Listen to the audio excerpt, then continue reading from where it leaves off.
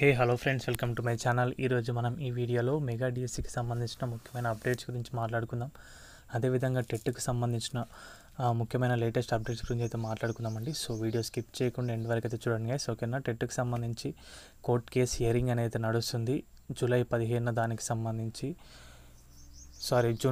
దానికి సంబంధించి హియరింగ్ అయితే ఉంది. సో అభ్యర్థులందరూ అయితే గమనించాలి. అప్పుడు మాత్రమే మనకైతే కంప్లీట్ ఇన్ఫర్మేషన్ అయితే టెట్కి సంబంధించి తెలుస్తుంది. ముందుగా ఎలాంటి తెలవడానికి అవకాశాలు అయితే లేవు.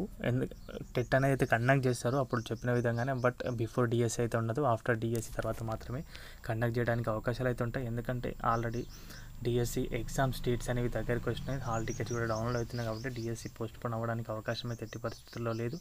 సో డిఎస్సి అనేది కండక్ట్ చేస్తారు కాబట్టి తర్వాత టెట్ అనేది ఉండడానికి అవకాశం అయితే ఉంటుంది. సో టెట్కి సంబంధించి ఇది. అదేవిధంగా నార్మలైజేషన్ గురించి మనం మాట్లాడుకుంటే కనుక నార్మలైజేషన్ వల్ల ఎలాంటి నష్టాలు ఉంటాయి అని చెప్పేసి మనం అయితే కంప్లీట్గా మాట్లాడుకుందాం. ముందుగా చూసుకుంటే కనుక డైలీ 2 పేపర్స్ అయితే కండక్ట్ చేశారు కదా, 2 సెషన్స్లో.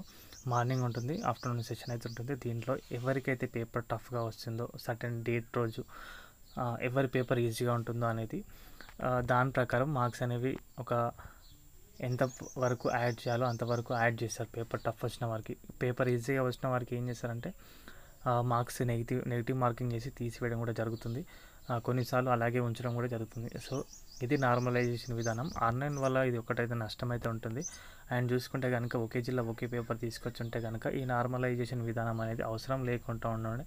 సో అప్పుడు ఏంటంటే కనుక అందరికీ న్యాయపరమైన మెగా డిఎస్సి వచ్చేసి ఉంటుండే 16,340 పోస్టులకు సంబంధించి. బట్ ఈ నార్మలైజేషన్ ద్వారా ఏంటంటే కనుక అభ్యర్థులు కొంచెం నష్టపోవడానికి అవకాశాలు అయితే ఉంటాయి. ఎవరు కూడా ఈజీగా పెట్టమని అన్నారు, అందరూ కూడా ఒకేలా వచ్చుంటే కాంపిటీషన్ అనేది అయితే సరిగ్గా ఉంటుంది. ఒక్కొక్కరికి టఫ్గా ఇచ్చి ఒకరికి ఈజీగా ఇచ్చి నార్మలైజేషన్ చేసి మార్క్స్ తీసివేయడం అనే పద్ధతి అయితే సరికాదు. ప్రభుత్వం కూడా ఒక్కసారి దాని గురించి మళ్ళీ ఆలోచించుకునేది కాకుండే. బట్ ఇప్పుడు సమయం అయితే లేదని చెప్పొచ్చు. అదే విధంగా అయితే కండక్ట్ అయితే చేయబోతున్నారు గైస్. సో టెట్ గురించి కూడా నేను చెప్పాను. సో ఇది వీడియోకి సంబంధించిన అప్డేట్ అయితే కనుక వీడియో నచ్చితే వీడియోకి అయితే ఒక లైక్ చేయండి. మన ఛానల్కి ఎవరైనా కొత్తగా వచ్చండి సబ్స్క్రైబ్ చేసుకోండి. థ్యాంక్స్ ఫర్ వాచింగ్ అందరికీ. బాయ్.